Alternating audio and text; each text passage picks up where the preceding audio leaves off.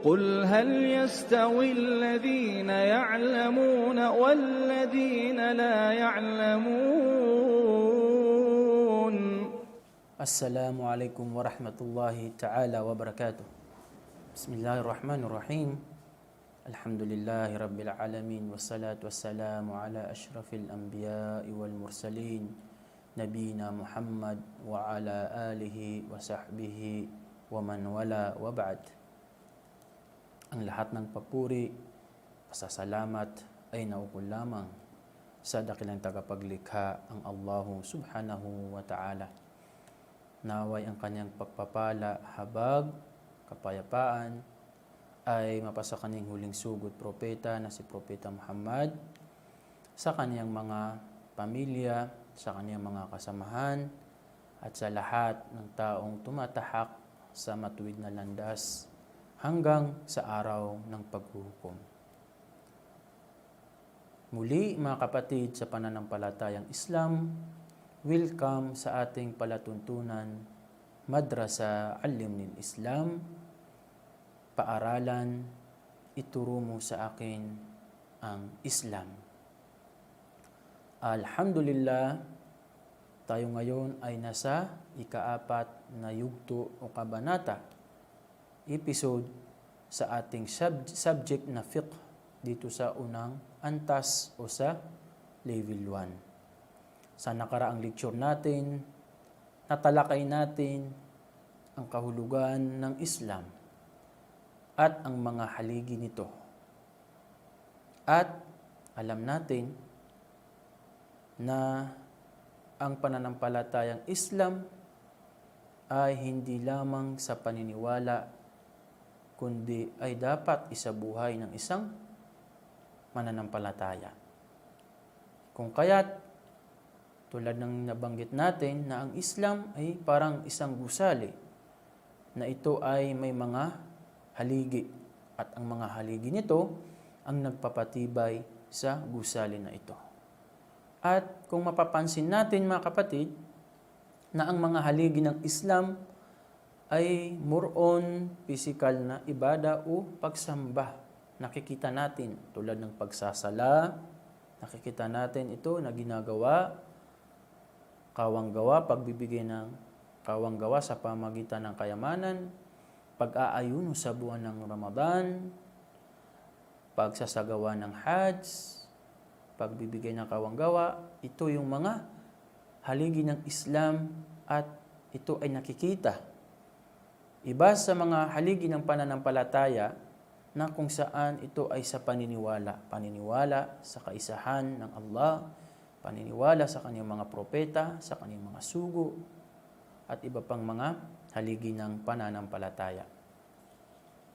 Mga kapatid, sa sandaling ito, ang ating tatalakayin insyaAllah ay ang patungkol sa unang haligi ng Islam. Ito yung dalawang pagsasaksi. Dalawang pagsasaksi, ang tashhada an la ilaha illallah wa anna Muhammadan Rasulullah. Ang ibig sabihin mga kapatid, pagsasaksi na walang ibang Diyos dapat sambahin maliban ang Allah, at pagsasaksi na si Propeta Muhammad ang kaniyang huling sugod propeta. Bakit la ilaha illallah? Walang ibang Diyos dapat sambahin maliban sa Allah. Una mga kapatid, sapagkat ito ang unang tungkulin ng isang Muslim. At mapapansin natin na ito yung unang haligi ng Islam na dapat isagawa ng isang Muslim, na kung saan kapag ang isang tao ay nagsasagawa ng sala, dasal, pagsasala, subalit hindi siya nagsasaksi sa kaisahan ng Allah, hindi matatanggap ang kanyang dasal. Kung siya ay nag-aayuno, subalit wala sa kanyang puso ang kaisahan ng Allah, ay hindi tatanggapin ang kanyang pag-aayuno. Kaya sino man ang nagnanais na yakapin ng kompleto ng buo ang Islam, ay nararapat na ihayag niya, saksihan niya, na may kaakibat na paniniwala. Hindi lang sa dila, kundi paniniwala. Ito ang Islam, mga kapatid. Paniwalaan ng puso, bigkasin ng dila at isabuhay ng buong katawan. Pangalawa, sapagkat sino man ang magsabi nito ng may katapatan sa paniniwala, dalisay ang kanyang layunin sa kanyang puso, hinahangad niya sa pamamagitan nito ang lugod ng Allah subhanahu wa ta'ala. Ito ang magiging dahilan ng kaniyang kaligtasan mula sa apoy ng impyerno. Batay sa sinabi ng propeta sallallahu alaihi wasallam sa kanyang hadith, فَإِنَّ اللَّهَ حَرَّمَ عَلَى النَّارِ مَنْ قَالَ لَا إِلَهَ إِلَّا اللَّهِ يَبْتَغِي بِذَلِكَ وَجْهَ اللَّهِ. Nang ibig sabihin, katotohanang ipagbabawal, ipagkakait ng Allah subhanahu wa ta'ala sa apoy ang sinumang nagsaksi na walang ibang Diyos dapat sambahin maliban sa Allah at nagsaksi na si Muhammad ang kanyang huling sugod propeta, na hinahangad dito ay ang lugod ng Allah subhanahu wa ta'ala. Pangatlo, ang sinumang sumaksi na may katapatan, ang kaniyang tahanan ay ang paraiso ng Allah subhanahu wa ta'ala. Kapag siya ay tapat sa kaniyang pagsasaksi, sinabi ng Allah, sinabi ng Propeta Muhammad sallallahu alaihi wasallam sa kaniyang hadith, man mata wa huwa ya'lam annahu la ilaha illallah dakhala al-jannah. Ibig sabihin, sino man ang namatay na lubusang nalalaman na walang Diyos na dapat sambahin maliban sa Allah, ay papapasukin sa paraiso. Ibig sabihin, ya'lam, nalalaman niya at kaniya itong sinunod. Kaniya itong sinunod na mayroong katapatan sa kaniyang puso. Pang-apat, ito ang pinakadakila at pinakamahalagang tungkulin ng isang Muslim, isang mananampalataya. Ang kaalaman nito at ang pangangailangan nito.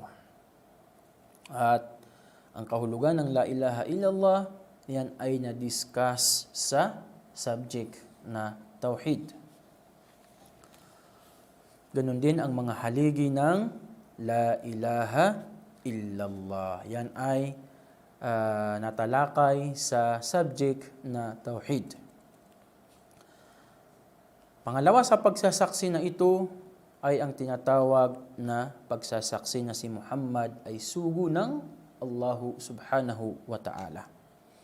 Kung ang isang tao ay nagsasaksi, sumaksi na walang ibang Diyos dapat sambahin maliban sa Allah, subalit hindi niya tanggap si Propeta Muhammad sallallahu alaihi wasallam, tanggap ba ang kaniyang pagmumuslim? Tanggap ba ang kanyang pananampalataya? At ito ang ating bibigyan ng linaw, insyaAllah.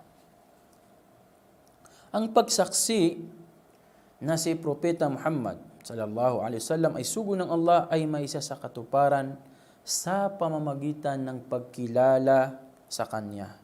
Nararapat sa isang mananampalatayang Muslim na kilalanin niya kung sino si Propeta Muhammad.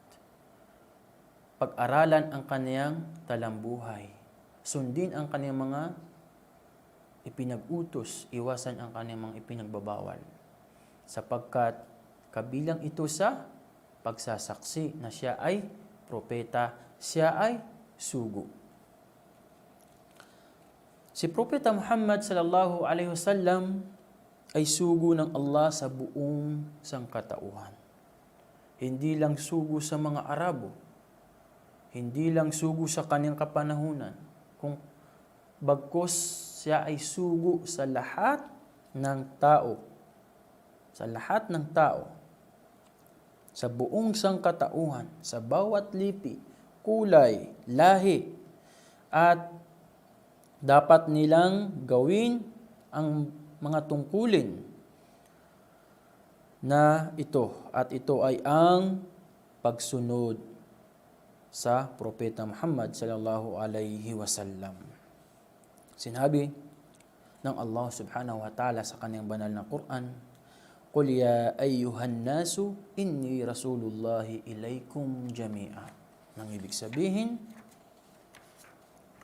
sabihin mo sa kanila, O Muhammad, usang katauhan, katotohanan, ako ay sugo ng Allah para sa inyong lahat.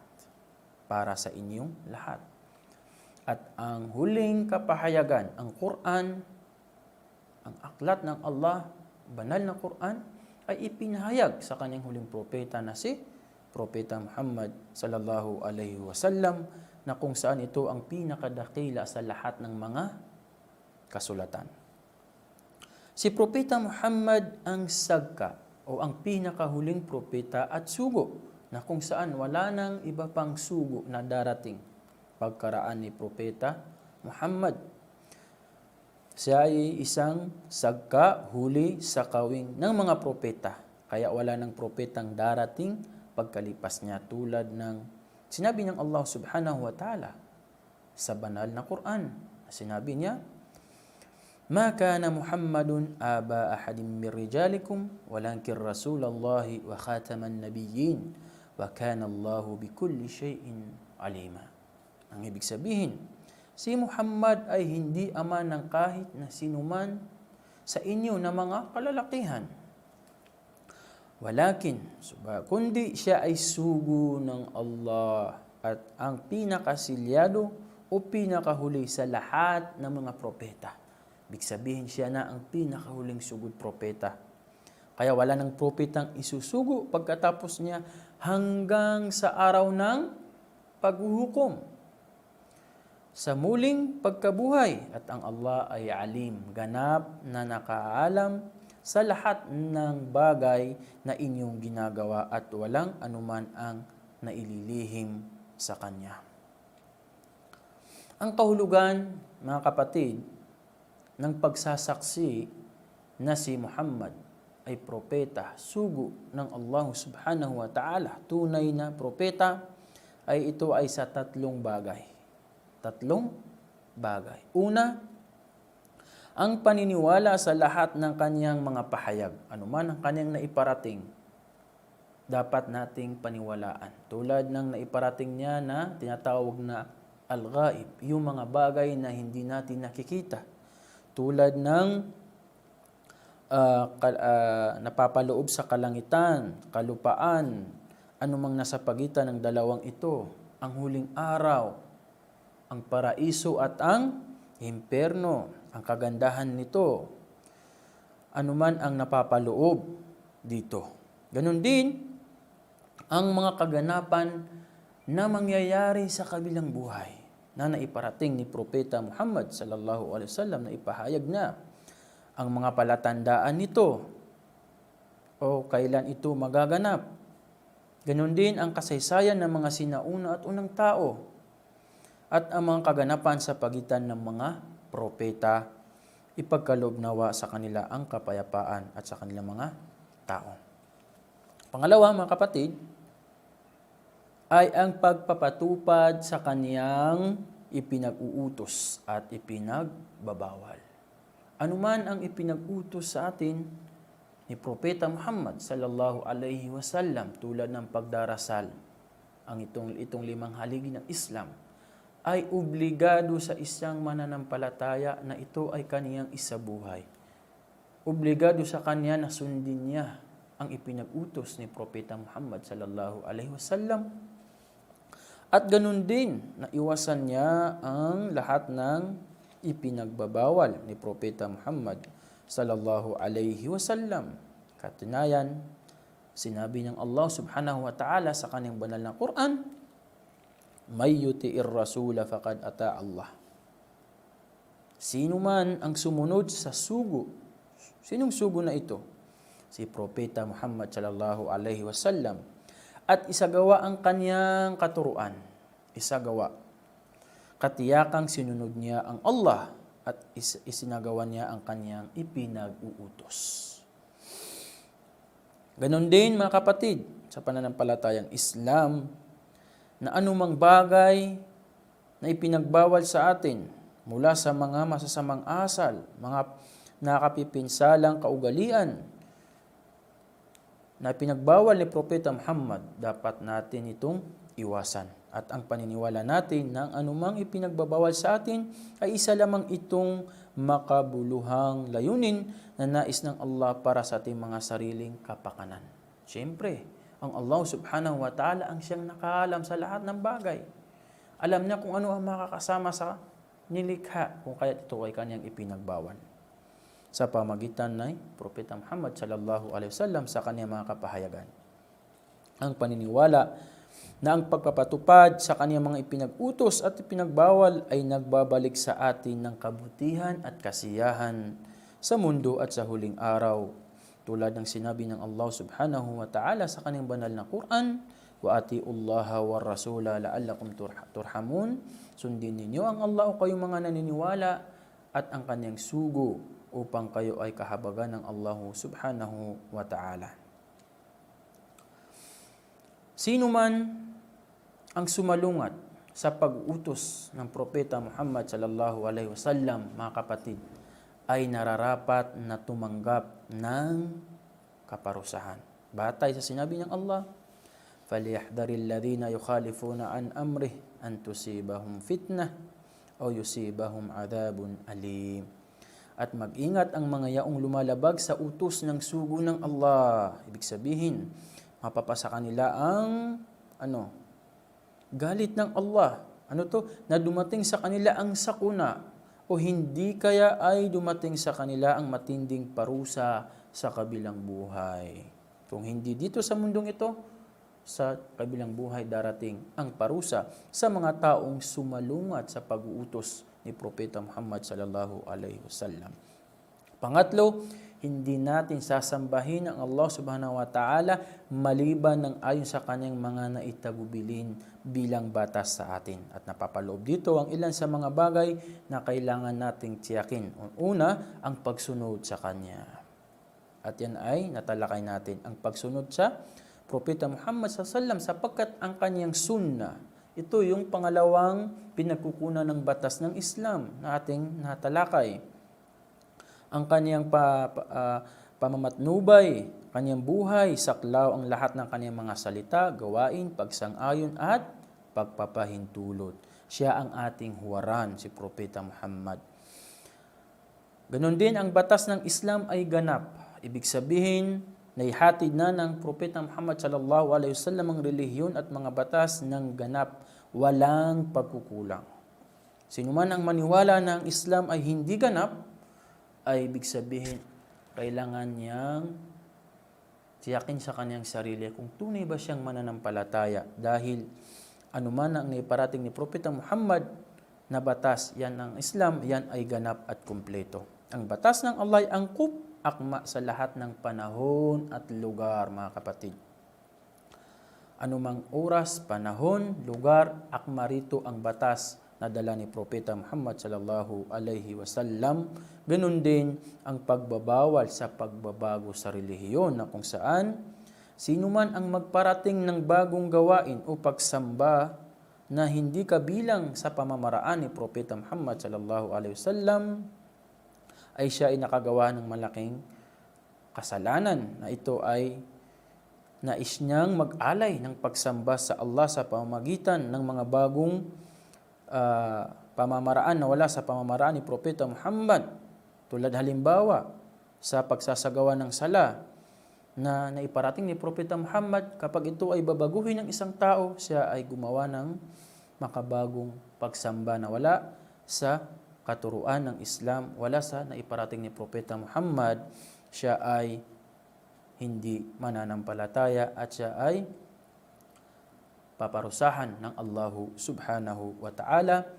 At insyaallah, antabayan ninyo kami sa ating susunod na lecture, susunod na yugto, episode ng ating subject na ito na fiqh. Wa sallallahu ala sayyidina Muhammad wa akhiru da'wana alhamdulillahi rabbil alamin. Wassalamu alaikum warahmatullahi ta'ala wabarakatuh. قل هل يستوي الذين يعلمون والذين لا يعلمون